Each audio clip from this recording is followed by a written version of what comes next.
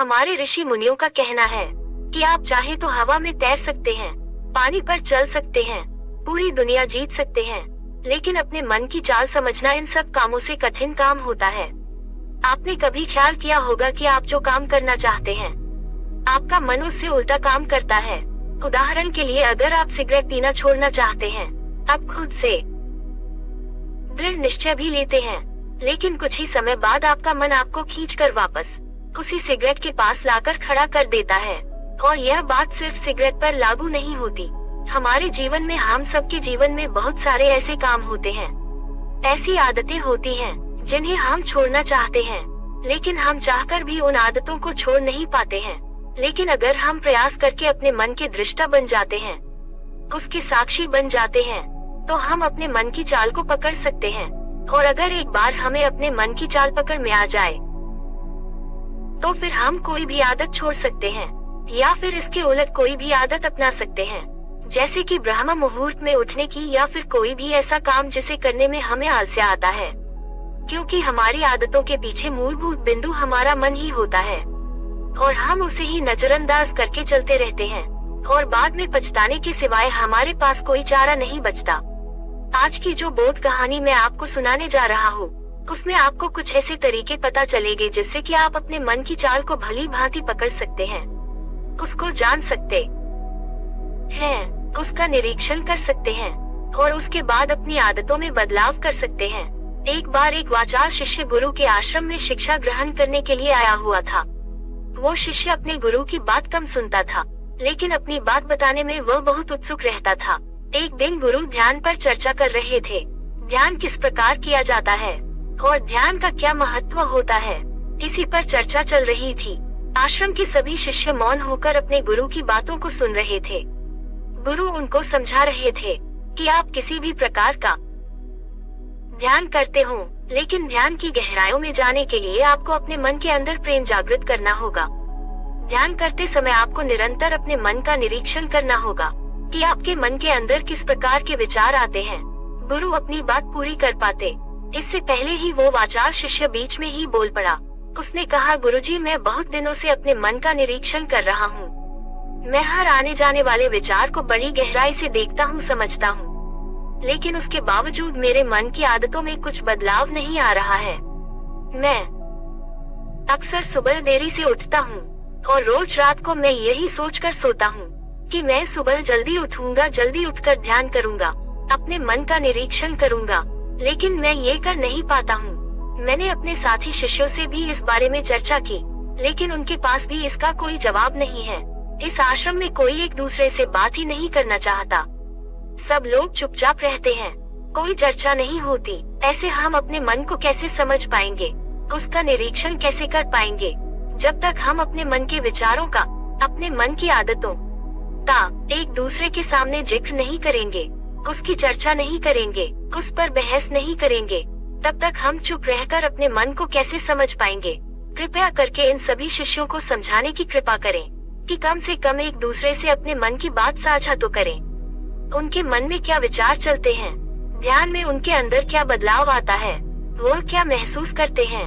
ध्यान करते वक्त कम से कम आश्रम में इन बातों की चर्चा होनी चाहिए। गुरु ने उस वाचाल शिष्य से पूछा कि तुम दूसरों के मन की बात क्यों जानना चाहते हो, उससे तुम्हारा क्या फायदा होगा? क्या तुम्हें आत्मनिरीक्षण करने के लिए दूसरे के मन के विचार जानना जरूरी है? उनके मन में क्या चलता है, इससे तुम्हारा क्या फायदा होगा? क्या तुम मुझे इस बात का उत्तर दे सकते हो?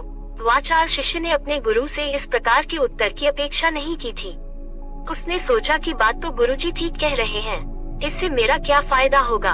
अगर मैं दूसरे के मन की बात जान भी लूंगा, या फिर दूसरों के सामने अपने मन की बात बता भी दूंगा, तो इससे मेरा क्या फायदा होगा? क्या मैं अपने मन को समझ पाऊंगा? वाचाल शिष्य अपने ही द्वारा किए गए प्रश्न में उलझ चुका था। उसके पास इसका कोई उत्तर नहीं था, लेकिन फिर भी उसने दूसरे शिष्यों के सामने अपनी बात को ऊंचा दिखाने के लिए गुरुजी से कहा कि गुरुजी, अगर हमें ये पता चल जाएगा कि दूसरे के मन में क्या विचार चलते हैं और उन विचारों का ध्यान में जाकर किस प्रकार निरीक्षण करते हैं, तो इससे तो हमें भी ध्यान लगाने में आसानी रहेगी। हम भी अपने ध्यान में उसी प्रकार अपने विचारों का निरीक्षण कर पाएंगे, अपने मन को समझ पाएंगे। क्या आपको नहीं लगता कि गहरा ध्यान लगाने के लिए किन बातों का ध्यान रखा जाए, किस प्रकार अपने मन का निरीक्षण किया जाए? इस बात की चर्चा करने से दूसरे शिष्यों का भी भला हो सकता है। गुरुजी ने उससे पूछा कि मान लो कोई शिष्य गहरा ध्यान लगा पाता है और अगर वह तुम्हें अपनी मनोदशा बता भी दे कि किस प्रकार वह अपने मन का निरीक्षण करता है, अपने विचारों का निरीक्षण करता है, तो तुम्हें क्या लगता है कि यह जानकर तुम भी गहरे ध्यान में उतर पाओगे? अगर तुम ऐसा सोच रहे हो तो मैं तुम्हें एक बात बता दूं कि तुम अपने ही मन के बनाए हुए जाल में खुद फंस जाओगे। अगर तुम्हें कोई ऐसी प्रक्रिया पता चल गई कि गहरे ध्यान में किस प्रकार प्रवेश किया जाता है, तो तुम्हारा मन उसी प्रक्रिया का अनुसरण करने की कोशिश करेगा। तुम वर्तमान में उपस्थित होकर अपनी मनोदशा नहीं समझ पाओगे, बल्कि तुम्हारा मन तो उस प्रक्रिया के विचारों में उलझा रहेगा। तुमने अपने मन को एक काम दे दिया करने के लिए और तुम्हारा मन उसी काम को करता रहेगा। तुम भी उस काम में सम्मिलित हो जाओगे, तो तुम अपने मन का निरीक्षण किस प्रकार कर पाओगे? क्योंकि तुम तो खुद अपने मन के साथ सम्मिलित हो गए, तुम तो खुद अपने मन के साथ ही खो गए। गुरुजी ने बताया कि तुम अपने मन को तभी समझ सकते हो जब तुम अपने मन से अलग हटकर अपने मन को देख पाओ, अपने मन की चाल को दूर से खड़े होकर समझ पाओ। जिस भी विषय को या जिस भी चीज को तुम्हें समझना हो, तुम्हें उसे अलग होकर देखना होगा। अगर तुम उसके साथ एक हो गए तो तुम उसको कभी नहीं समझ पाओगे, तुम उसके साथ सम्मिलित हो जाओगे। जिस प्रकार तुम अपने विचारों को समझने की कोशिश करते हो, लेकिन विचारों को समझते समझते तुम अपने ही विचारों में खो जाते हो। कभी अनुभव किया है तुमने? शिष्य ने हाँ में सर हिलाते हुए कहा कि गुरुजी, जब भी मैं अपने विचारों को निरीक्षण करने लगता हूँ तो ऐसा ही होता है। मैं अपने ही विचारों में खो जाता हूँ। कुछ समय बाद मुझे ध्यान में आता है कि मैं अपने विचारों को निरीक्षण कर रहा था, तो उसके बाद मैं फिर से अपने विचारों को दृष्टा बन जाता हूँ, उनका साक्षी बनने की कोशिश करने लगता हूँ। लेकिन कुछ समय बाद मैं फिर से अपने विचारों के साथ एक हो जाता हूँ। गुरुजी ने सभी शिष्यों को समझाते हुए कहा कि जिस प्रकार एक गुस्से से भरा हुआ आदमी कभी भी अपने गुस्से का निरीक्षण नहीं कर पाता, क्योंकि वो खुद अपने गुस्से के साथ एक हो जाता है। वह अपने गुस्से को ही अपना अस्तित्व मान लेता है और इसीलिए वो ये कभी नहीं देख पाता कि गुस्सा उसके मन को किस प्रकार प्रभावित कर रहा है, किस प्रकार यह गुस्सा उसके मन को दुखी कर जाएगा। वो कभी नहीं देख पाएगा, क्योंकि उसके पास वो कला नहीं है कि वह अपने गुस्से को अपने से अलग करके देख पाए। इसी चीज के लिए सारे अभ्यास बने हुए हैं, ताकि तुम सिर्फ एक दृष्टा, एक साक्षी बनकर सभी चीजों को उसके परिपूर्ण, उसके असली स्वरूप में देख पाओगे। और जब तुम सभी चीजों का, सभी विचारों का असली स्वरूप देख लेते हो, तब तुम्हें उसकी अनियमितता का पता चलती है। तब तुम्हें पता चलता है कि ये सब आने जाने वाली चीज है, लेकिन चेतना, कॉन्सियसनेस, वह हमेशा इंसान के साथ रहती है। वो दृश्यता, साक्षी जो उसको देख रहा है, वह हमेशा जीवित रहता है, वह कभी नहीं मरता है, वह नित्य है और वही चेतना होती है। चेतना किसी भी चीज से कभी भी बंधी हुई नहीं होती। चेतना तुम्हारा होश है। दूसरी चीजों को उनके स्वरूप में देख पाने की कला तुम्हें तुम्हारी चेतना से ही मिलती है। जितनी प्रगाढ़ तुम्हारी चेतना होगी, उतने ही अच्छे तरीके से तुम चीजों से अलग हटकर उनको देख पाने में सक्षम हो पाओगे। इसलिए अपनी चेतना को ऊपर उठाने का काम करो, ताकि तुम अपनी चेतना से किसी भी चीज का असली स्वरूप देखने में सक्षम हो पाओ। शिष्य ने पूछा कि गुरुदेव, आपकी बातें कुछ कुछ तो समझ में आ रही हैं, लेकिन एक बात समझ में नहीं आई कि अपनी चेतना को ऊपर उठाने के लिए अपने आप को ज्यादा होश में रखने के लिए हमें क्या करना होगा।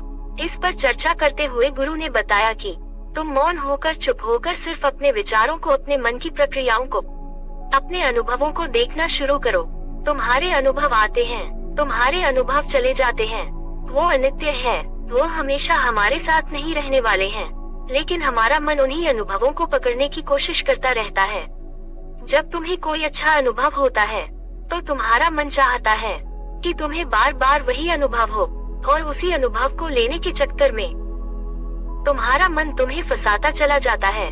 तुम्हारी चेतना तुम्हारे मन के अधीन हो जाती है।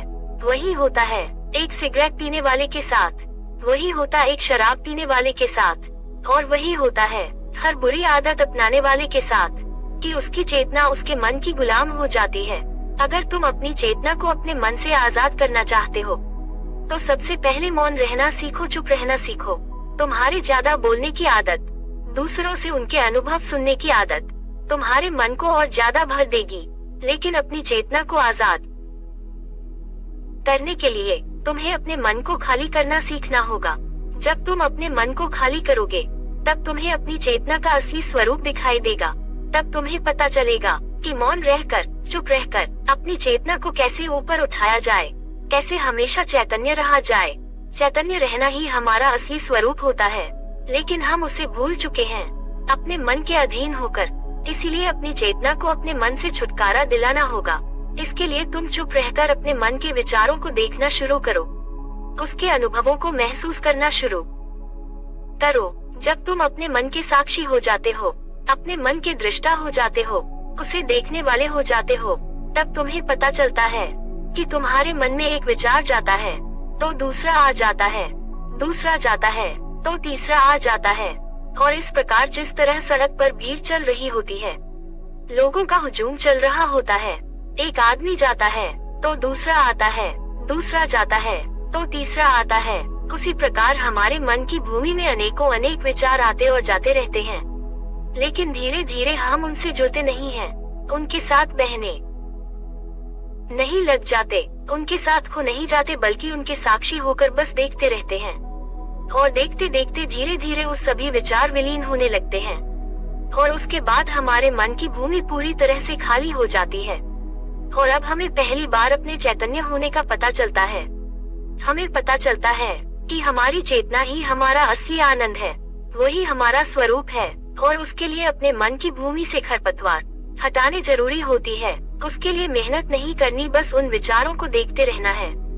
एक विचार जाता है तो दूसरा आता है, दूसरा जाता है तो तीसरा आता है। बस देखते रहो, साक्षी बने रहो, दृष्टा बने रहो, और देखते देखते वो विचार विलीन हो जाते हैं। लेकिन इसके लिए तुम्हें चुप रहकर अभ्यास करना होगा। चुप रहकर अपने विचारों का आत्मनिरीक्षण करना होगा, अपने मन की भावनाओं को समझना होगा कि कब तुम्हें गुस्सा आता है, तब तुम्हें खुशी होती है, उसे अलग खड़े होकर देखना होगा।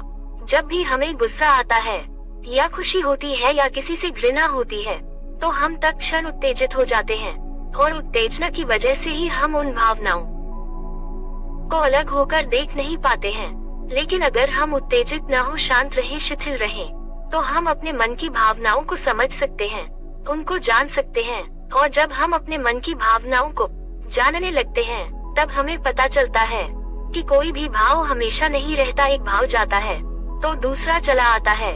खुशी हमेशा नहीं रहती, दुख हमेशा नहीं रहता, गुस्सा हमेशा नहीं आता, घृणा हमेशा नहीं होती। जब इन बातों को हम समझने लगते हैं, तो ये सारे भाव हमारे अंदर से विलीन होने लगते हैं, और सिर्फ एक प्रेम, एक आनंद हमारे अंदर बच जाता है। उसे हम परमानंद कहते हैं, और वही हमारा असली स्वरूप होता है। इसीलिए अपने मन की चाल में तुम खुद मत फंस जाना। अपने मन की चाल को दूर खड़े होकर बस देखते रहना, और देखते देखते वो चाल तुम्हारा मन पूरी तरह से विलीन हो जाएगा। और जब कोई मन नहीं बचेगा, तभी हम हर चीज में अपना मन लगा सकते हैं, हर काम को पूरे ध्यान पूर्वक कर सकते हैं। असल में मन का विलीन होना ही ध्यान में प्रवेश होता है। जब तक हमारा मन हावी होता है, तब तक हम ध्यान में प्रवेश नहीं कर पाते, क्योंकि हमारा मन करेगा तब हम ध्यान करेंगे, और जब हमारा मन नहीं करेगा तब हम ध्यान नहीं करेंगे। और ऐसा हर काम में लागू होता है। लेकिन एक बार अगर हमारा मन विलीन हो जाता है, तो हम हर काम में ध्यान लगा सकते हैं, और ध्यान ही हमारा असली स्वरूप बन जाता है, वही चेतना बन जाती है। इस ज्ञान भरी चर्चा को सुनकर सभी शिष्य प्रसन्न हो गए, लेकिन गुरु ने उन्हें चेतावनी देते हुए कहा कि तुम प्रसन्न हो रहे हो, ये भी तुम्हारे मन की एक भावना है। तुम्हें ये बातें सुनने में मजा आ रहा है, इसीलिए तुम प्रसन्न हो रहे हो, लेकिन ये बातें हमेशा कोई तुम्हें नहीं सुनाएगा, और इसी वजह से तुम्हारा मन हमेशा प्रसन्न नहीं रह पाएगा। अगर तुम्हें असली आनंद की खोज करनी है, ऐसी प्रसन्नता हासिल करनी है जो कभी विलीन ना हो, तो तुम शांत होकर, मौन होकर, भावना रहित होकर अपने विचारों और अपनी भावनाओं को देखना शुरू करो। उसके बाद तुम्हें खुद ही महसूस होगा कि चेतना जो होती है वो शाश्वत होती है, वो कभी नहीं मरती, और बाकी सभी चीजें अनित्य हैं, वो खत्म हो जाएंगी, वो मर जाएंगी, वो पीछे छूट जाएंगे, कोई भी चीज इस संसार में शाश्वत नहीं होती, सिवाय हमारी चेतना के। जब हमारे प्राण छूटते हैं तो हमारे शरीर से सबसे पहले हमारी चेतना ही निकलती है, इसीलिए चेतना कभी नहीं मरते। गुरु ने सभी को निर्देश देते हुए कहा कि आज हम मौन रहकर अपने मन के विचारों और उसकी भावनाओं पर ध्यान लगाएंगे, उसके साथ सम्मिलित नहीं होंगे, बस उसे दूर से खड़े होकर देखते रहेंगे। थोड़ा कठिन है, लेकिन अभ्यास करने से तुम इसमें पारंगत हो जाओगे। और इसके बाद गुरु ने सभी को ध्यान लगाने का संकेत किया। तो दोस्तों, कैसी लगी यह कहानी आपको कमेंट सेक्शन में जरूर बताना, और अच्छी लगी हो तो इस चैनल को सब्सक्राइब करके नोटिफिकेशन बेल को जरूर प्रेस कर देना। तो मिलते हैं किसी अगली कहानी में, तब तक अपना ख्याल रखें। धन्यवाद।